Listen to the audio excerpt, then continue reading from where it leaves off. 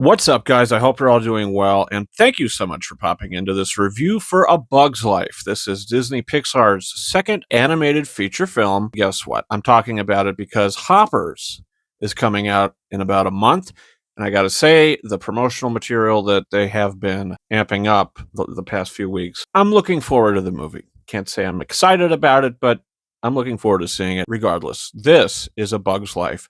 And it's like I said, the second animated feature they did, Toy Story, changed the game. It was a revolutionary achievement.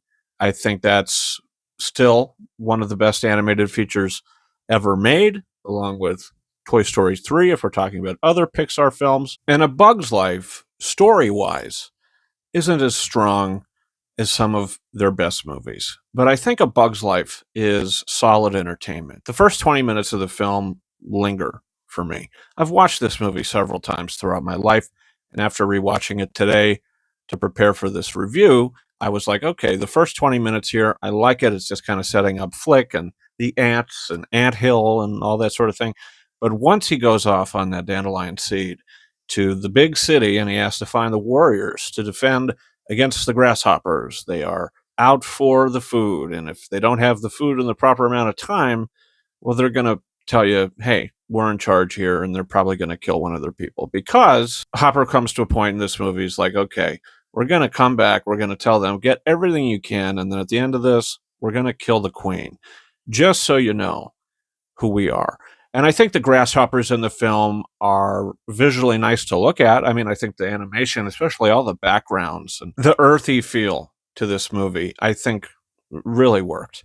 It's kind of immersive in that sense. We've got the film on 4K, by the way. This is a 4K steelbook that Best Buy put out.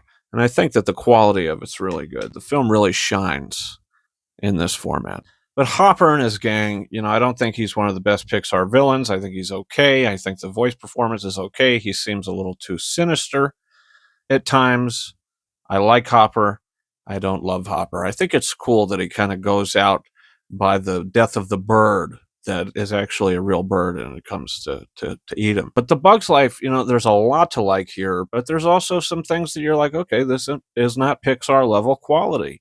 I mean, the story is very light. Flick needs to go find some warrior bugs. He brings circus bugs back, and he has to make everybody at the ant colony believe that these bugs are warrior bugs. And there's a couple things that happen in the film where I'm like, okay, that wasn't written very well. Like in the opening of the film, when Flick takes off his device and he puts it right next to the offering, and that's how it all falls. I mean, couldn't you wait to jump down and then just toss it to the side? Why leave it up there? And then there's that moment where all the circus bugs are found out and PT Flea comes back in. And when they leave, they just kind of stroll off and they take their little wagon and they just kind of stroll off. But at the end of the film, when they leave, they almost instantly shoot off into the sky.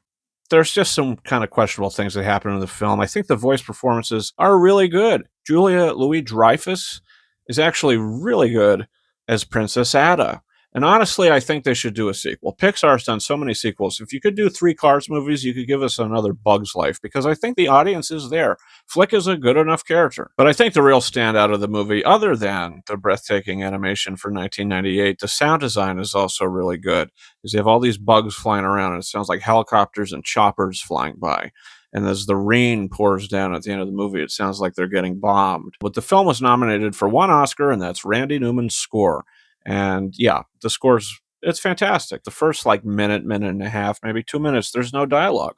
It's just visuals and it's score. And I think it really works. I like the score a lot. It's one of the best Pixar scores in an okay Pixar film. But the visuals are good. There's some good comedic moments. The Bug's Life, a 3.5 out of 5-star movie. When I was very, very young, I remember having original action figures for this. I mean, it's definitely something that's been with me in my subconscious for a while now. So A Bug's Life, I'm giving it its due. Before the release of Hoppers, I do plan on talking about 2 other Pixar movies, and that's Brave and Elemental.